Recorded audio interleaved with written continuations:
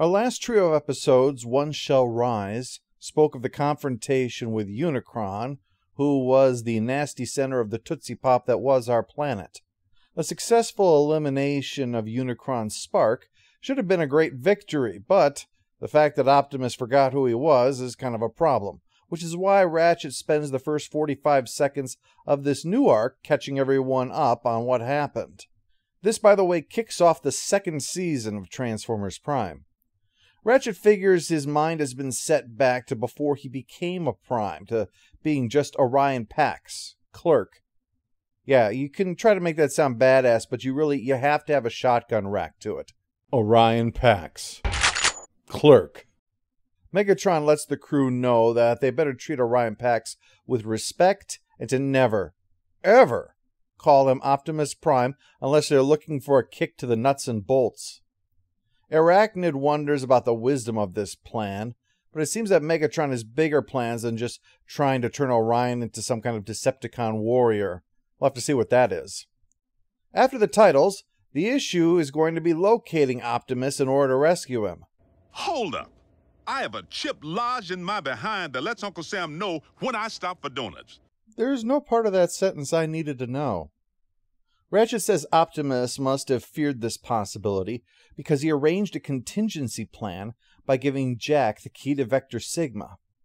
Jack's ready and looks around to see which of these devices might be Vector Sigma, only for Ratchet to rain on his parade by saying, it's on Cybertron. That is not something that you can just reach with a bus pass. Also, there's the fact that, as Orion soon learns, Cybertron is a dead world. But Megatron blames that on Ratchet, rather than, his own little oopsie.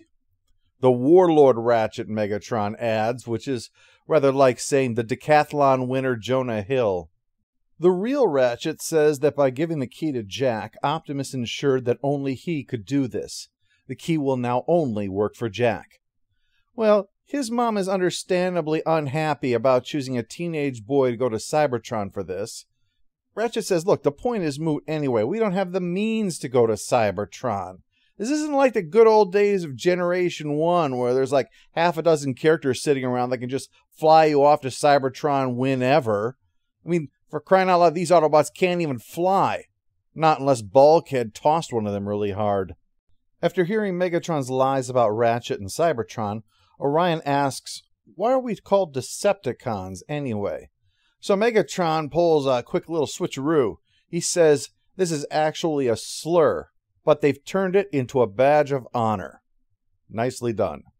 Megatron's plan is starting to be revealed as Soundwave has sanitized their database for Orion to be able to go through it without stumbling across any, bad stuff like, the truth. But they need the help of an archivist, he says. They needs to be able to get in there and dig around and just not find anything that's forbidden. Oh, and speaking of forbidden, poor Jack spots Sierra, who clearly is kind of interested in him, and he is definitely interested in her. But the fact that RC clearly has come to pick him up makes Sierra think that he's dating some hot older chick. Looks like RC's special Autobot ability is cock-blocking. We finally learn why Megatron is interested in having Orion Pax around.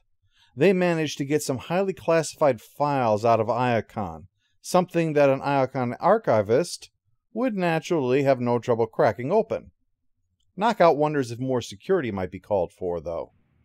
Knockout, I believe that Orion will perform most effectively if he does not feel threatened or confined in any way. Oh, that's going to be something novel on this ship. Orion soon says that he's found a few entries, and they appear to be coordinates on this very planet, places where Autobots had secured items from their homeworld, possibly weapons. There's also mention of someone named Starscream.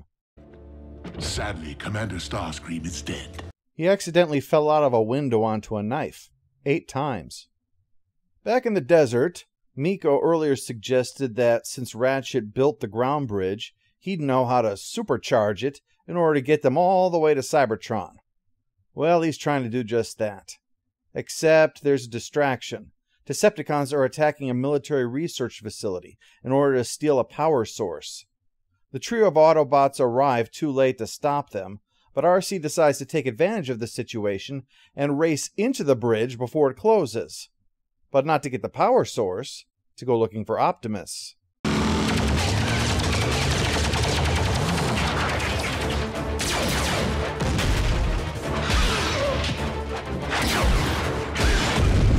Man, RC kicks so much ass. And Hasbro used to think female Transformers were a bad idea. Of course, Arachnid is champing at the bit to go after RC, but Megatron doesn't want to risk Orion witnessing that and shaking the worldview that Megatron has worked so hard to create.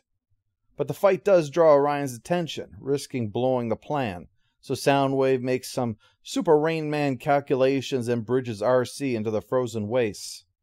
The team is starting to fracture now. The frustration is mounting.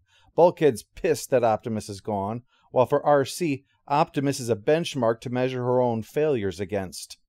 But Jack? He sees the Decepticon threat as a positive thing, because what are they going to do with that power source?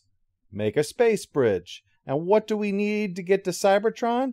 A space bridge. Ergo, QED, ipso facto, upsy daisy, we just use their space bridge. Everyone else notes that the word just is doing a lot of heavy lifting in that sentence. Oh, if it's a space bridge, isn't it? The term space refers to its transport range, not its physical location. Wow, lucky thing Ratchet's a doctor to patch up that new asshole he just ripped her. Well, if you don't follow the show, Starscream isn't dead. He's just gone rogue. But now he's back, getting on board through the incredibly clever maneuver of following other Decepticons about 40 yards behind in open air. They're minions. How many times can you get blown up and put back together again before something just stops working right? Really, every single one of them should just walk around like... Yarp. So he easily dupes these two and steals a bunch of Energon cubes, but while he's trying to hide, he stumbles into Orion Pax's little office. And... cliffhanger! What happens? We'll find out in 2 weeks with more of Transformers Prime.